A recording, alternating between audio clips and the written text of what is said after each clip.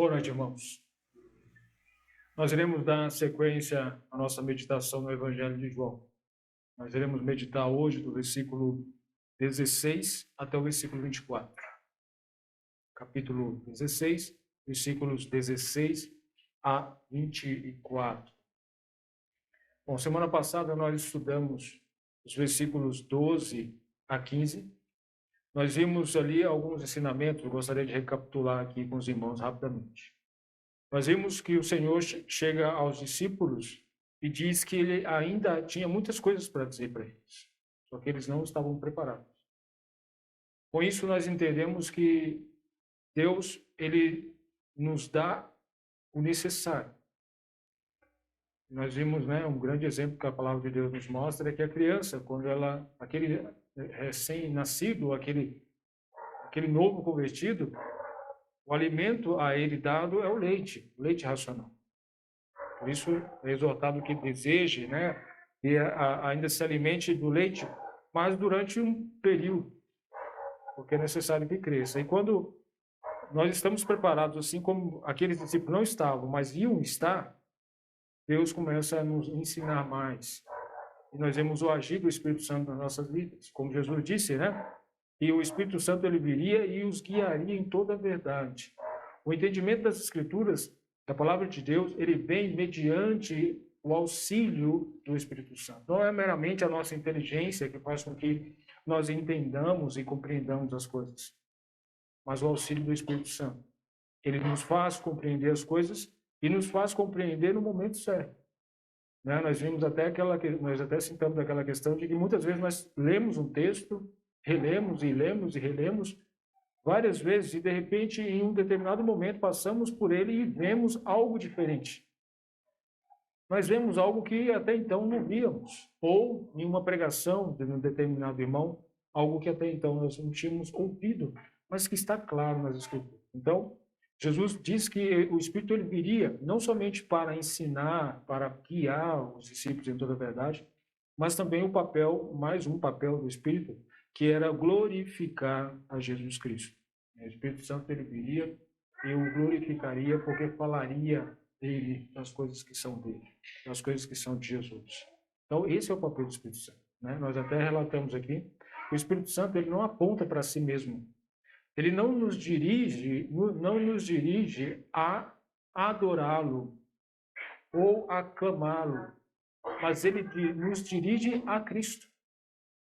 Ele faz com que nós glorifiquemos a Cristo. Então, esse é o papel do Espírito Santo. Nas Escrituras, nós não vemos em nenhum momento uma referência de que nós devemos adorar o Espírito Santo, ou que o Espírito Santo nos leva a adorá-lo. Na verdade, o Espírito Santo nos leva a adorar a Jesus Cristo. Bom, e agora no nosso texto, nós iremos dar sequência. E Jesus, lembrando, Jesus continua aqui preparando os discípulos para aquele momento difícil que eles vão passar, que eles passaram, e no nosso texto que eles ainda vão passar logo no dia seguinte, na crucificação de Jesus. Então Jesus está preparando eles para esse momento. Jesus dá algumas instruções, não muito claramente, Porque, como ele mesmo disse, tem muitas coisas que ele quer dizer a eles, mas eles ainda não estavam prontos. Mas tudo que Jesus estava construindo, ensinando a eles, nos preparou para que quando essas coisas no futuro, eles olhassem para essas coisas e eles entendessem. É bom nós lermos o Evangelho, estudarmos o Evangelho de João, lembrando que ele já tinha ciência de tudo que tinha. E a pessoa, você está escrevendo um livro, fala, puxa vida, e você está incluso nele, Como é o caso do apóstolo João. E você, puxa vida, Jesus falou isso por diversas vezes, eu fui alertado, como que eu não consegui entender? Por quê? O apóstolo João, ele estava nessa condição.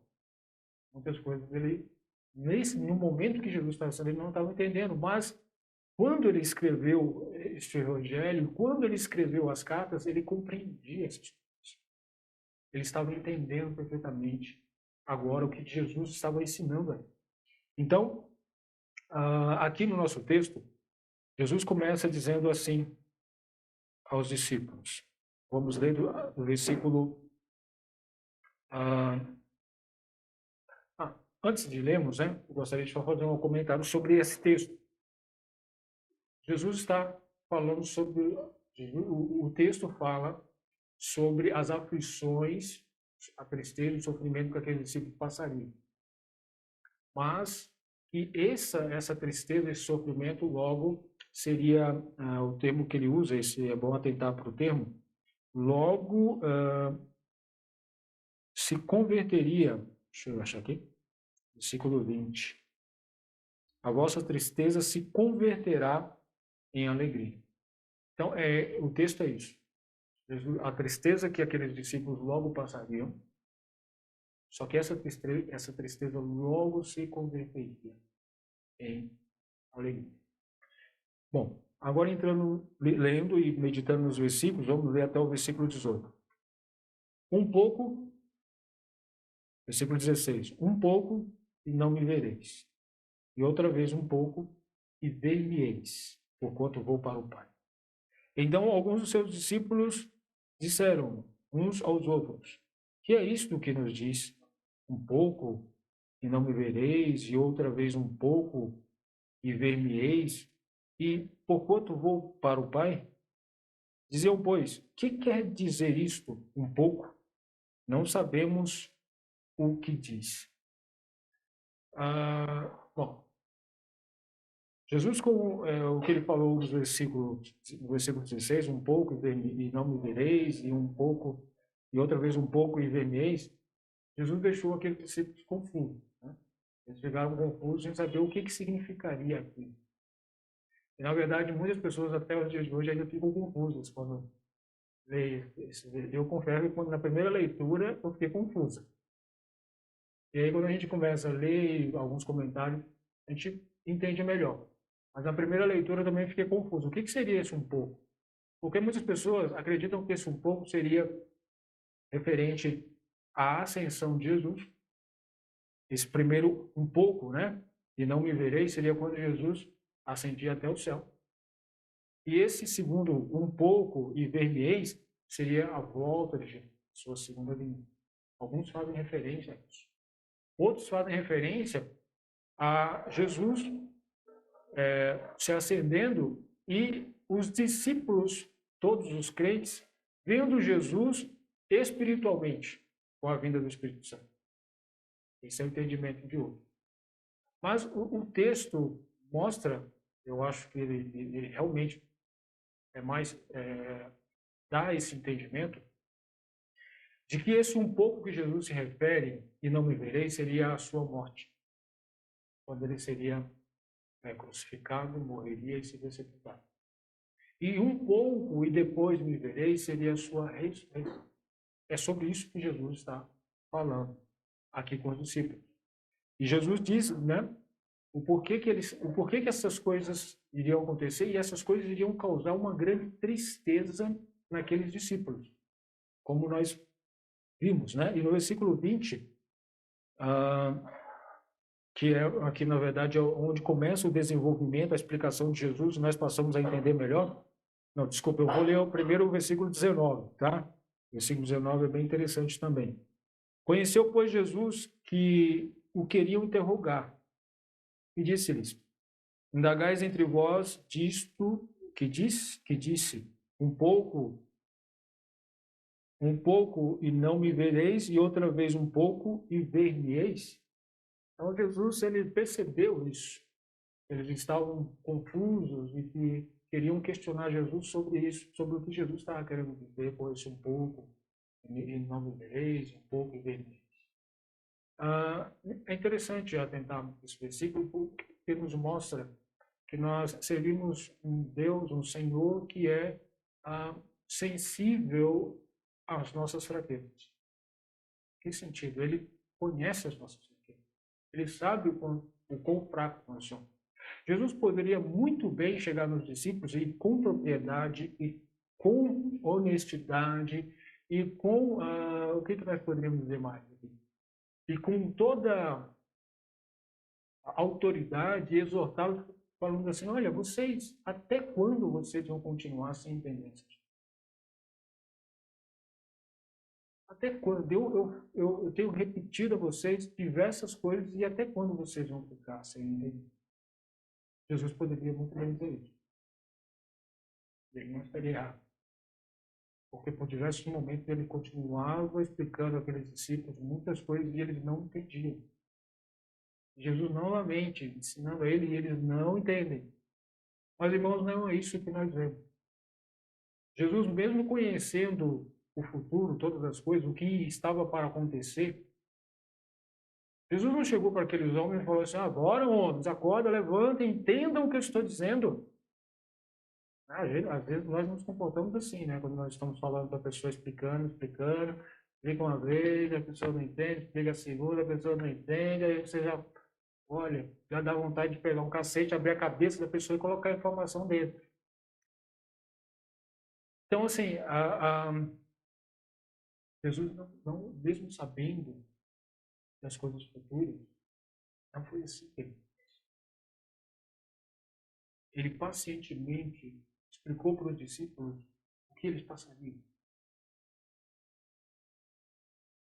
Mas que toda essa tristeza que eles iriam passar, ela iria ser, o termo aqui que é bem, se converter nisso. Ela iria converter em alegria. Pacientemente, Jesus estava explicando. Isso nos mostra o quão paciente o Senhor é para conosco. Isso nos remete até um salmo, Salmo 103, acho que eu até já vi em outro contexto, outra mensagem, está aqui.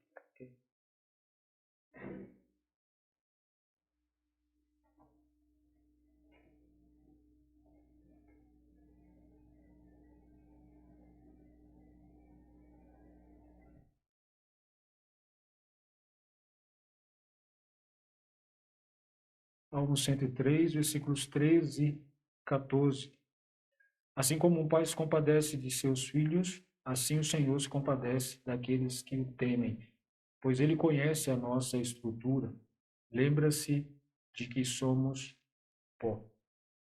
Então o Senhor, ele conhece, ele se compadece de nós, das nossas fraquezas.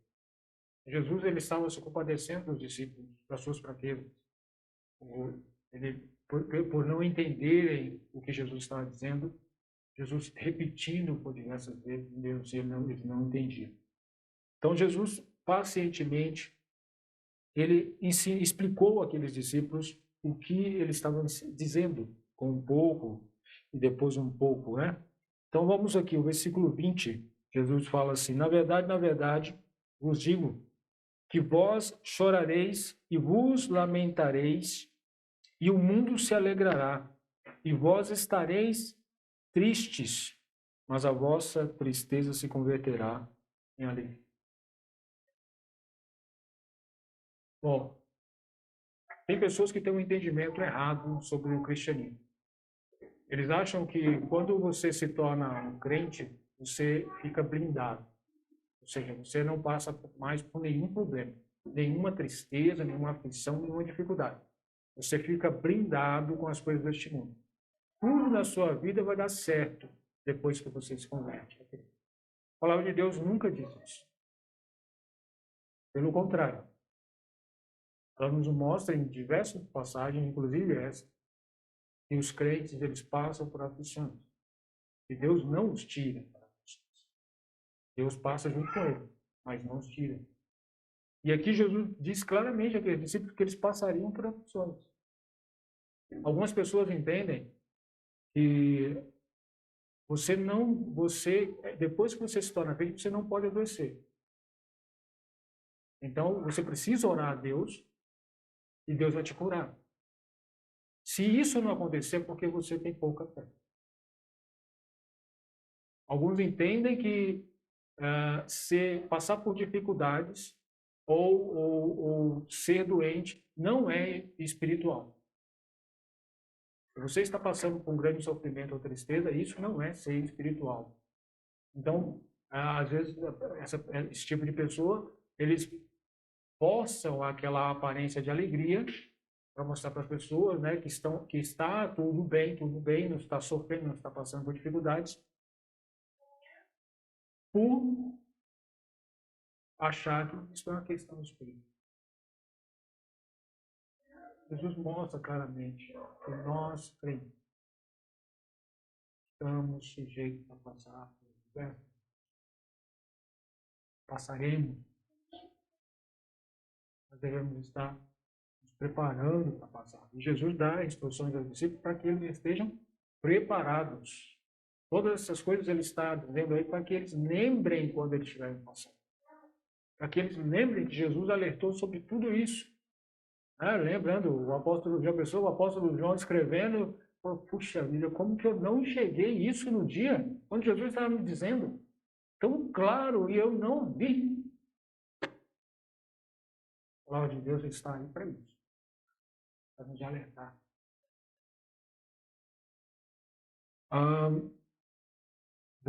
Aí, voltando ao nosso texto, né? Na verdade, vos digo que vós chorareis e vos lamentareis e o mundo se alegrará. Irmãos, podemos citar aqui alguns exemplos de tristeza que nós podemos passar.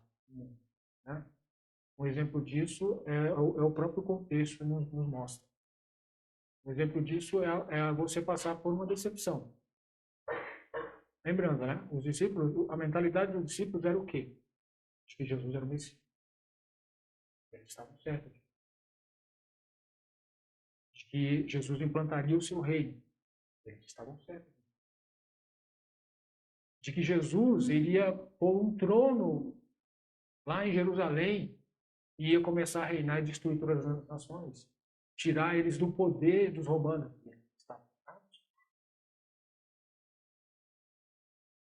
Estavam errados. Então, lembra, teve 2 discípulos na estrada de Emaús, Jesus encontrou com eles após a sua ressurreição, e Jesus conversando com eles. No final, capítulo 24, versículo 21, se eu não me engano, no final, um deles fala assim que era esse Messias que eles esperavam que ia remir Israel. E esse Messias iria remir Israel. Então, eles estavam com essa expectativa de Jesus. Esses eram os 2 discípulos na estrada de Emaús. Mas esse era o mesmo, com certeza, era o mesmo pensamento que os apóstolos tinham. De que Jesus era o Messias que ia remir a nação de Israel. Ia reerguer a nação de Israel. Irmãos, lembrando, Jesus chamou esses homens. E esses homens deixaram tudo para seguir. Acreditando nisso, com essa expectativa. Só que eles não esperavam que Jesus fosse morto.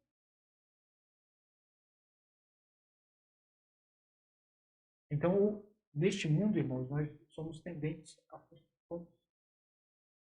a passar por decepções. É claro que a decepção deles era por causa deles mesmos, por causa da falta de entendimento. E esse é um segundo ponto, né, vamos dizer assim. A falta de compreensão das Escrituras faz com que nós passemos por sofrimento. Por quê? Porque aqueles discípulos, eles compreenderam parte das Escrituras. Lembra que eu falei? Eles entendiam que Jesus era o Messias, eles estavam certos. Entendiam que Jesus estabeleceu o reino deles, estava certo. Só que Jesus não ia estabelecer um reino físico ainda. O reino visível, Jesus estabeleceu o seu reino. O reino interno, ele reina em nós. Ele vai estabelecer o seu reino de forma plena, sim. Onde todos vão enxergar, sim. Mas quando ele voltar, aquele não seria o momento. Mas eles não entenderam. O fato deles não entenderem, não compreenderem essa verdade, eles sofreram por causa disso. E, irmãos, muitas vezes nós criamos algumas tradições, alguns entendimentos das Escrituras, e de repente acontece algo que vai totalmente contrário. E isso às vezes pode acontecer. Por isso a necessidade de sempre buscarmos uma verdadeira compreensão. Uma coisa onde o homem é relutante em aceitar é a soberania de Deus em tudo. É muito fácil para nós hoje aqui estarmos falando sobre a soberania de Deus, porque nós não perdemos ninguém. Porque não aconteceu nenhuma tragédia e acabou com a vida de ninguém aqui. Mas quando você está nesse contexto de que você perdeu alguém muito próximo, era mais fácil era melhor você ir do que aquela pessoa, ou que aconteceu alguma tragédia aqui inexplicável.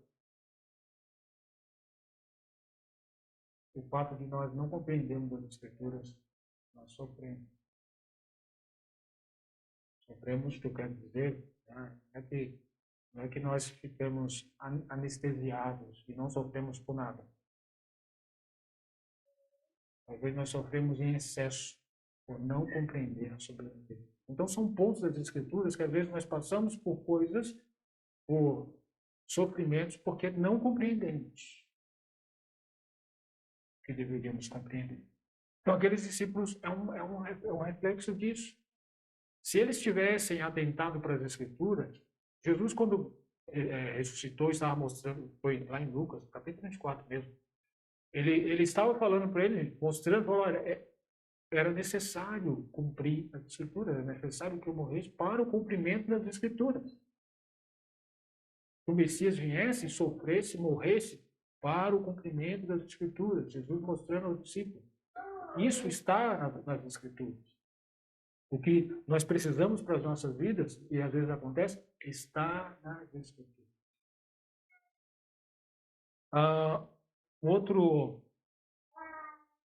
Outro exemplo de sofrimento, irmãos, que nós podemos imaginar, podemos passar, né? É o fato de nós vermos aqueles que são inimigos do Evangelho, inimigos nossos, triunfando. Eu lembro que Jesus diz aqui no versículo 20, né? Ele diz assim, e o mundo se alegrará. Enquanto os discípulos estavam sofrendo por causa da morte de Jesus, por morrer aquele pelo qual eles colocaram toda a esperança deles, eles deixaram as coisas que eles tinham para fazer, estavam seguindo Jesus, porque eles acreditavam que Jesus era o Messias, e Jesus estava sendo morto, foi preso, açoitado, né? Foi humilhado e morto. Estes homens estavam em grande sofrimento, mas os líderes religiosos estavam naquele momento comemorando, parabenizando um ao outro, falando, olha, parabéns, acabamos com aquele pregador da Galileia que estava espalhando um monte de mentiras, aquele homem que estava prejudicando o nosso relacionamento, prejudicando o nosso poder, a nossa influência entre o povo. Acabamos com ele, não temos mais nenhum problema. Eles estavam comemorando enquanto os discípulos estavam sofrendo. Parece uma história. Tá? Parece que eles estão vitoriosos. Isso, irmãos, quando nós não temos a compreensão, pode nos trazer tristeza. Lembra do salmista? O bom José até citou, né? Salmo 73. O salmista, em ver a prosperidade do ímpio, o ímpio sendo próspero, tendo ganho dinheiro e tal, desenvolvendo, mas ele passando por sofrimento. Aquilo estava acabando com ele. Até que ele entrou no santuário do Senhor e ele viu o que estava guardado para o ímpio e o que estava reservado.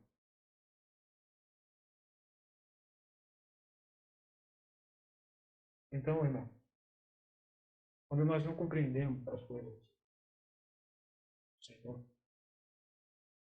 as perspectivas do Evangelho, quando nós não temos ela vista, Nós sofremos.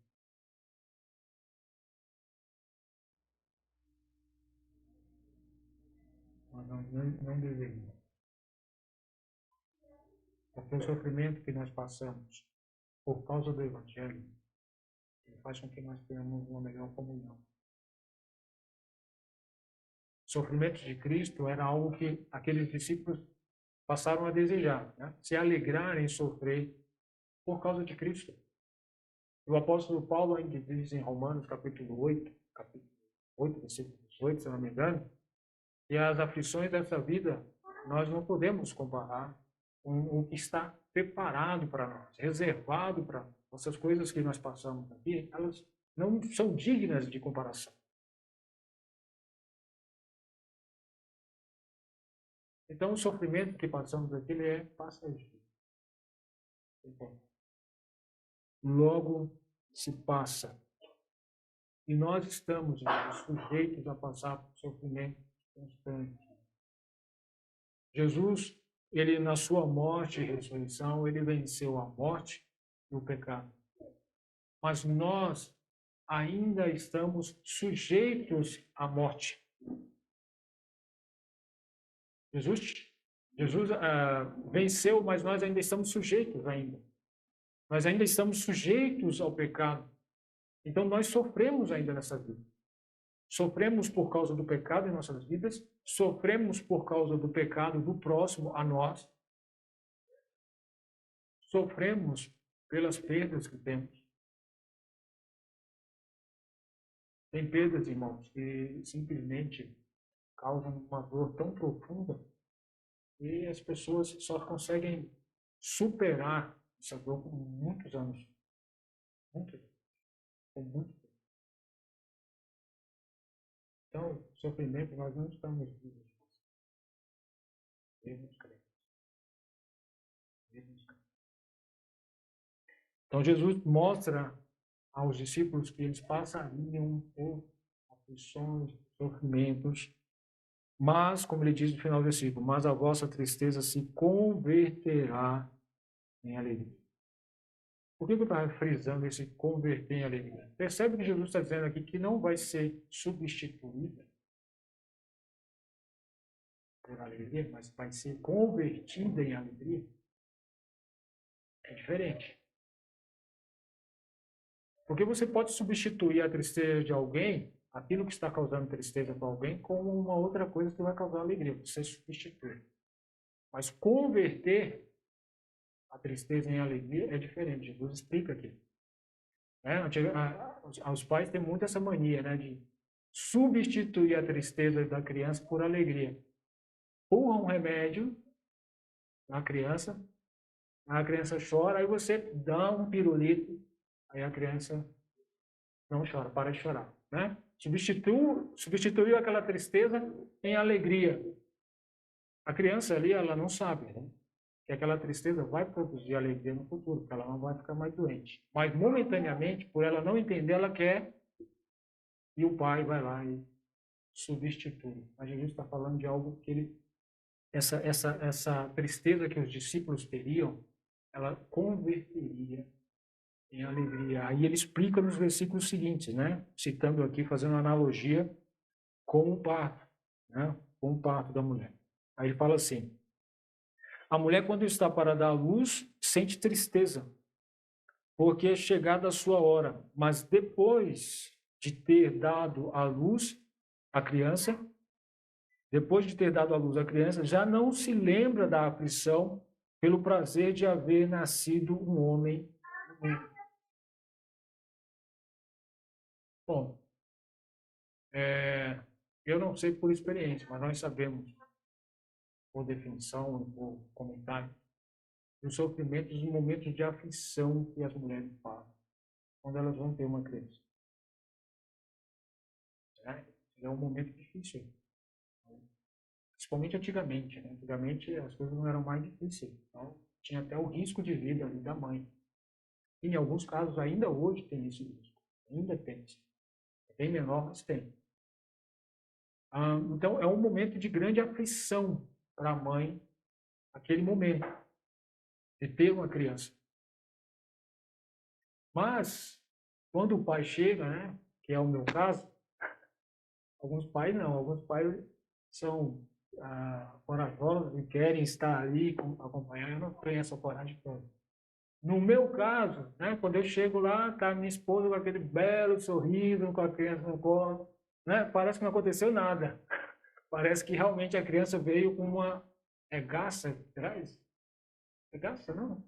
Bom, com uma ave, né? Tem aquela ave lá que traz a criancinha. Parece que a criancinha chegou no colo dela com a ave, ou seja, tudo certinho, não aconteceu nada. Ou seja, irmãos, o motivo de aflição e o motivo de alegria continua sendo o mesmo, a criança. É o mesmo. Aquilo que estava trazendo aflição para ela era o fato da criança estar ali e essa nascer. E o motivo de grande alegria para ela agora era aquela mesma criança. Então, aquela tristeza que ela teve inicialmente, antes do parto, foi convertida em alegria. E agora ela não lembrava mais, nem sequer do que tinha passado. Ficou para trás. É o que Jesus estava dizendo agora para os discípulos. E toda essa tristeza que eles iriam passar, ela ia ficar para trás. Eles não iam nem lembrar. Como ele diz aqui no versículo 22, né? Assim também, vós agora, na verdade, tendes tristeza. Mas outra vez vos verei, e o vosso coração se alegrará, e a vossa alegria ninguém vos tirará. Irmãos, lembrando, né, da questão da crucificação de Jesus, acredito eu que foi a pior coisa que aqueles discípulos fizeram. Foi a pior coisa.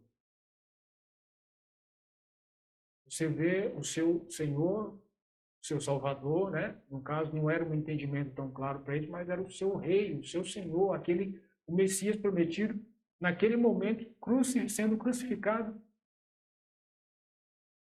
açoitado, né? Chicoteado, maltratado, cuspido, zombado e morrendo. Foi o pior momento. Mas sabe por que é interessante? Quando eles escreveram as cartas, quando eles estavam escrevendo o Evangelho, eles não fizeram relatos, eles só relataram o que precisava relatar. Nós não vemos os discípulos nas cartas, Pedro, os outros, relatando a crucificação de Cristo como um sofrimento, uma grande tristeza. Né? Percebe que quando eles relatam sobre a cruz de Cristo, eles relatam como um momento de glória, um momento glorioso. Paulo diz que quando ele se gloria na cruz de Cristo. Sabe por quê? Porque esse é o tema central da pregação do Evangelho. É o motivo pelo qual nós temos os nossos pecados perdoados. É através da crucificação de Cristo. Então, aquele momento tão cruel que aconteceu na vida deles se converteu em alegria. Ao ponto de que quando eles se lembram naquele momento, eles não se lembram mais com grande tristeza, mas com alegria por causa daquilo que aconteceu. Porque se não fosse aquele sofrimento, eles não teriam vida eterna. Acho que a mãe também lembra isso, né? Se não fosse o sofrimento do parto, ele não teria a criança que tem hoje. Não poderia usufruir da criança. Assim, irmãos, nós não poderíamos usufruir, os discípulos não poderiam usufruir da salvação, da grande salvação que nós temos hoje, se Cristo não estivesse morrido na cruz. Se ele não tivesse passado por grande sofrimento. Os discípulos sofreram, entristeceram, mas eles tiveram uma grande alegria, a qual, como Jesus diz aqui no versículo, né? O vosso coração o vosso coração se alegrará e a vossa alegria ninguém vô-la tirará. Essa é uma alegria que ninguém pode tirar. Que aqueles discípulos não perderam. Que nós não perdemos. Ah, irmãos, nós às vezes olhamos, como o salmista, né, no capítulo 73, olhamos para a prosperidade do ímpio e às vezes nos entristecemos pela situação que nos encontramos. Isso pode acontecer, mas ainda estamos nessa carne. Mas se nós analisarmos aquilo que traz alegria para ele, é passageiro. Como Jesus disse, né? A traça, a ferrugem logo consome. As pessoas, elas se alegram porque têm saúde, alguns se alegram porque têm dinheiro, e vai, as pessoas se alegram pelas coisas passageiras dessa vida. Você, né, vamos pegar um pouco mais pesado. Às vezes a gente se alegra por causa da esposa, do marido que temos, ou dos filhos que temos, ou de irmãos e pais que temos, mas essas coisas são passageiras.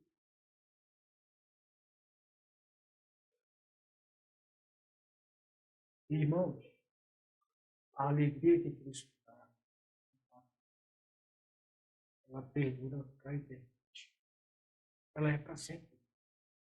Porque ela está condicionada a Cristo e não às coisas deste mundo, às coisas dessa vida, que logo passam. Por isso, devemos sempre olhar para a cruz. Devemos sempre olhar para o Cristo ressuscitado. Que é o que trouxe grande alegria para aquele discípulo, que é o que traz grande alegria para nós hoje. O fato de saber que Jesus ressuscitou, que está à destra de Deus, e que intercede por nós, e que nós podemos pedir todas as coisas a Deus no seu nome, e Ele dá. Jesus, no versículos finais aqui, Jesus nos remete, né, nos faz lembrar um texto que já lemos, acho que no capítulo 14, quando pedimos qualquer coisa a Deus em seu nome, Ele nos concederá. Versículo 23 e 24. E naquele dia nada me perguntareis. Na verdade, vos digo que tudo quanto pedides a meu Pai, em meu nome, Ele vô-lo há de dar. Até agora nada pedides em meu nome. Pedi e recebereis, para que o vosso gozo se cumpra. Quando nós estudamos esse texto, nós falamos sobre a questão de que a nossa oração, esse orar ao Senhor, deve ser orar de acordo com a vontade. Pedir as coisas que, quando Jesus está dizendo isso aos discípulos, era para eles pedirem coisas concernentes à propagação do reino de Deus, ao crescimento do reino. Pedir segundo a vontade de Deus, pedir para a glória de Deus, para a glória de Jesus Cristo. É dessa forma que devem ser as nossas orações. Elas precisam estar em conformidade com a vontade de Deus. E qual que é a vontade de Deus? Que nós sejamos crentes felizes para sempre aqui nesse mundo? Não. O que acabamos de estudar aqui, e isso não é uma regra na vida do cristão. O cristão, ele está sujeito a passar. Jesus, a palavra de Deus, ela não nos ilude. Nós é que muitas vezes ficamos nos iludindo, nos enganando, achando que este mundo é um mundo onde nós devemos usufruir de tudo, só tem tudo de bom. Não. Só tem tudo de bom. Estamos sujeitos a passar por várias. É para nós sairmos procurando as aflições e dificuldades? Não precisa. Elas vão vir até nós. Elas vão chegar. Quando elas chegarem, nós devemos fazer o quê? Devemos orar ao Senhor. Devemos orar ao Senhor pedindo sabedoria, como Tiago, capítulo 1, versículo 5 diz. Se alguém tem falta de sabedoria, peça a Deus que dá deliberadamente. Deus vai nos dar. Só basta isso. Pedimos, orarmos ao Senhor. Lembrando, né? E nem tudo que nós pedimos ao Senhor acontece. Mesmo as coisas que nós acreditamos estar em conformidade com o crescimento do reino. Um grande exemplo disso, quando nós pedimos para a conversão de uma determinada pessoa, e nós não enxergamos a conversão dessa pessoa. Por quê? Porque talvez não é o momento de Deus. Não é a hora de Deus. Não é da vontade de Deus. Então nós devemos descansar nos planos de Deus, na vontade de Deus. Esse é um exemplo. Então, irmãos, finalizando, nós podemos ver algumas aplicações. Né? Primeiro, devemos estar sempre estudando a palavra de Deus para podermos passar por momentos difíceis. Porque Deus, na sua palavra, sempre nos alerta que iremos passar por momentos difíceis. Então, quando estivermos passando por momentos difíceis, não é o momento de você deixar a sua Bíblia de lado. Na verdade, nós não devemos deixar nem antes disso, porque precisamos nos preparar, estarmos preparados para quando passarmos por momentos difíceis. E quando tivermos os momentos de aflições, nós precisamos estar mais mergulhados na palavra de Deus, mais meditando em sua palavra. Uma outra coisa que nós devemos ter, quando nós estivermos passando por aflição, nós devemos orar ao Senhor. Orar incansavelmente, confiando que todas as coisas cooperam para o bem daqueles que amam. Obrigado, irmãos, pela atenção. Deus abençoe a sua palavra.